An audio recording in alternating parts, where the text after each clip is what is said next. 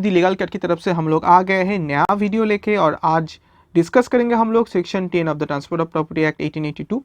Section 10 of the transfer of property act speaks about condition restraining alienation. अब इस section को अच्छे से समझने के लिए हम लोग क्या करेंगे, पहले जो टाइटल है कंडीशन रिस्टेनिंग एलिएनेशन, इसको अच्छे से समझेंगे। कंडीशन रिस्टेनिंग एलिएनेशन, अब इसमें तीन शब्द है, कंडीशन, रिस्टेनिंग और एलिएनेशन। पहले समझते हैं कंडीशन का मीनिंग क्या है। Conditional transfer, in a transfer of property where there is a condition laid down by the transfer is a conditional transfer. अगर कोई ट्रांसफर हो रहा है और उसमें कोई शर्त दिया हुआ है कि ट्रांसफर होने के पहले या ट्रांसफर होने के बाद अगर ऐसा कुछ शर्त है, ठीक है, तो उसको क्या कहेंगे हम लोग, conditional transfer. For an example, A B को कोई प्रॉपर्टी ट्रांसफर कर रहा है और शर्त दे रहा है कि सी छोड़ के किसी और को वो ट्रांसफर नहीं कर सकता। ये जो कंडीशन लागू है, ये कंडीशन क्या है, कंडीशनल ट्रांसफर। अब ऐसा कंडीशन वॉइड होगा या वॉइडेबल होगा या वॉइड नहीं होगा, ये पूरा अलग टॉपिक है, उसको लेके डिस्कस बाद में करेंगे, लेकिन पहले समझते हैं। तो ऐसा कंडीशन जो रिस्टेन कर रहा है, कंडीशन रिस्टेनिंग, रिस्टेनिंग मतलब रोक रहा है। नेक्स्ट क्या शब्द है, एलिएनेशन। एलिएनेशन क्या है, the transfer of the ownership of property right.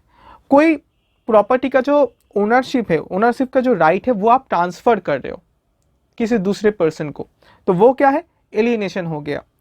ठीक है, तो टाइटल का मीनिंग ये है, ऐसा कंडीशन जो एलिएनेशन को रोक रहा है। इतना ही है, टाइटल को समझने के लिए इतना ही काफी है। चलिए आते हैं सेक्शन को पढ़ते हैं। Condition restraining alienation, where the property is transferred subject to a condition or limitation absolutely restraining the transferee or any person. Where the property is transferred, जब कोई प्रॉपर्टी ट्रांसफर हो रहा है, सब्जेक्ट टू क्या, कोई कंडीशन या limitation. ऐसा condition दिया जा रहा है, लिमिटेशन दिया जा रहा है, जो लिमिटेशन क्या कर रहा है, एब्सोल्युटली रिस्ट्रेन कर रहा है। किसको कर रहा है, ट्रांसफर को कर रहा है, और एनी पर्सन, किसी दूसरा आदमी को कर रहा है, claiming under him from parting with और डिस्पोजिंग ऑफ हिज इंटरेस्ट। ऐसा कोई आदमी जो क्लेम कर रहा है ट्रांसफर के अंडर, और जो पार्ट करना चाह रहा है अपना इंटरेस्ट, या डिस्पोज करना चाह रहा है अपना इंटरेस्ट प्रॉपर्टी में, अगर ऐसा कोई कंडीशन या लिमिटेशन दिया हुआ है ट्रांसफर करने के वक्त जो एब्सोल्युटली रिस्ट्रेन कर रहा है, वैसा कंडीशन क्या होगा, वॉइड होगा under section 10 of the transfer of property act. अब इसमें क्या है, एब्सोल्यूट रिस्ट्रेन क्या होता है उसको समझना पड़ेगा। व्हाट इज एब्सोल्यूट रिस्ट्रेनिंग, ये जो टर्म है इसको समझते हैं। Absolute restraint, section 10 of transfer of property act declares a condition to be void, condition void होगा When it absolutely restrain alienation। ये तो हमको ऑलरेडी पता है, सेक्शन पढ़ के हम लोग को समझ में आ गया कि सेक्शन 10 क्या करता है, ऐसा कंडीशन जो एब्सोल्यूटली रिस्ट्रेन करता है किसी ट्रांसफरी को अपना प्रॉपर्टी को फिर से ट्रांसफर करने के लिए या एलिएनेट करने के लिए, तो वैसा अगर कंडीशन दिया हुआ है तो वो क्या होता है, वो वॉइड होगा। इसको अच्छे से एग्जाम्पल देके समझते हैं। ए बी को प्रॉपर्टी ट्रांसफर कर रहा है, कैसा प्रॉपर्टी है, घर है, हाउस है। कंडीशन क्या है, बी बस सी को ट्रांसफर करेगा और सी छोड़ के किसी और को ट्रांसफर नहीं कर पाएगा। अगर ऐसा कोई कंडीशन दिया हुआ है तो ऐसा कंडीशन क्या हुआ, उसका जो एलिएनेशन का पावर है वो कंप्लीटली रिस्ट्रेन कर रहा है, क्योंकि हो सकता है सी को खरीदना ना ही हो प्रॉपर्टी, ठीक है, या कुछ और हो सकता है सी को मन ही नहीं करता, मतलब मन ही नहीं किया होगा कि हमें प्रॉपर्टी खरीदे। अगर ऐसा हो तब क्या होगा, बी कभी वो प्रॉपर्टी ट्रांसफर ही नहीं कर पाएगा, एलिएनेट ही नहीं कर पाएगा।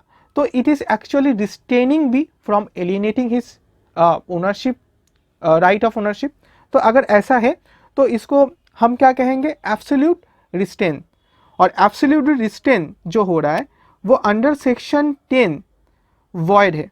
कोई ट्रांसफर में अगर ऐसा कोई लिमिटेशन या कंडीशन डाला जा रहा है जहाँ पे ट्रांसफरी अपना जो पावर है एलिएनेशन का वो यूज़ नहीं ना कर पाए, तो ऐसा जो कंडीशन लागू है वो वॉइड होगा। अगर जो रिस्ट्रेन है वो पार्शियल रिस्ट्रेन हो, तब क्या होगा, तब जो कंडीशन या लिमिटेशन डाला गया है that will not be void. इसको एक एग्जाम्पल लेके समझते हैं। एक केस है मोहम्मद राजा वर्सेस अब्बास बंदी बीबी। यहाँ पे क्या कंडीशन डाला गया था, ट्रांसफरी जब प्रॉपर्टी ट्रांसफर करेगा तब कोई स्ट्रेंजर को ट्रांसफर नहीं कर पाएगा। आउटसाइड फैमिली मतलब फैमिली के बाहर किसी को भी वो ट्रांसफर नहीं कर पाएगा।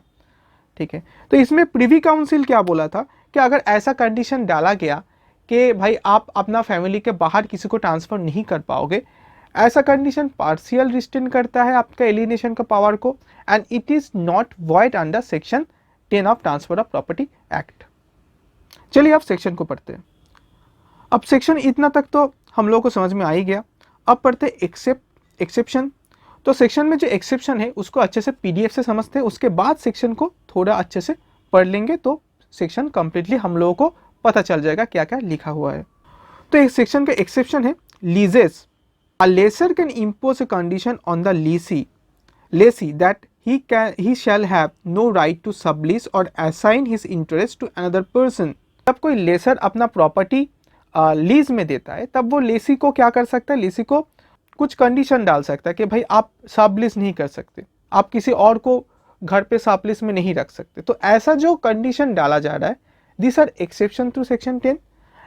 ये एलियनेशन पे ज़रूरी मतलब रिस्ट्रेन तो है, लेकिन that is a valid restrain because जो लेसर है उसका खुद का बेनिफिट के लिए वो कर रहा है, and this is allowed under section 10 and it is not void.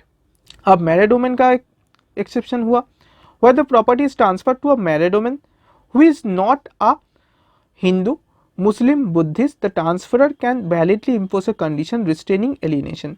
मतलब जब मैरिज ड्यूरिंग द मैरिज एक मैरिड वुमेन के ऊपर ऐसा कोई कंडीशन डाला जा सकता है कि भाई आपका जब मैरिज चलेगा पूरा तो उस time you can not alienate the property it because it is the for the benefit of the married women, it is actually being allowed under section 10। For example कोई मैरिड वुमेन को उसका पापा कोई property दिया and after she got married someone tries to get the property from her, तो इसलिए ऐसा पहले से ही कंडीशन डाला जाता है कि आप वो property during your marriage you can not alienate. ठीक है, तो ऐसा कंडीशन मतलब ऐसा जो कंडीशन है वो वॉइड नहीं होगा under section 10 and similar provisions are there in the married women's right to property act 1874 which is applicable to married women who are not Hindu, Muslim or Buddhist. The personal laws of Hindus, Muslims and the Buddhists already provide for validity of restraint on alienation of the married women of these communities। चलिए अब section को अच्छे से पढ़ के समझते हैं। Except in the cases of lease where the condition is for the benefit of the lessor। ठीक है, अगर वो लीज के लिए है और it is for the benefit of the lessor, जैसे हमने बताया ऑलरेडी एक्सेप्शन पढ़ा दिया, those claiming under him provided that property में be transferred to or for the benefit of a woman not being a Hindu, Mohammedan or Buddhist so that she shall not have the power during her marriage to transfer or charge the same or her beneficial interest therein, जो हमने already पढ़ा दिया। तो section इतना ही है समझने के लिए। अब आते हैं थोड़ा इसको फ्लो चार्ट लेके समझते हैं।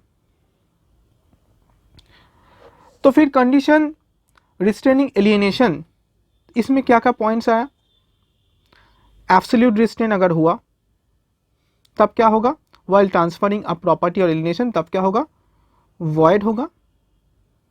एक्सेप्शंस दो है, लीज है और मैरिड वुमेन का, जब ड्यूरिंग मैरिज तब ट्रांसफर नहीं कर सकता, अगर ऐसा कंडीशन है तब वो वॉइड नहीं होगा, और लीज के दौरान अगर लेसर कोई कंडीशन डालता है, लिमिटेशन डालता है, तब वॉइड नहीं होगा। तो इस सेक्शन में इतना ही। चलिए आते हैं थोड़ा एमसीक्यूज करते हैं। ये जो एमसीक्यूज है उसका आंसर आप लोगों को कमेंट सेक्शन में बताना है और उसका जो सही आंसर होगा हम उसको कमेंट सेक्शन में कमेंट कर देंगे। पहला जो क्वेश्चन है, which section speaks about condition restraining alienation, बहुत ही ईजी है, इसको ज़रूर आंसर कीजिएगा।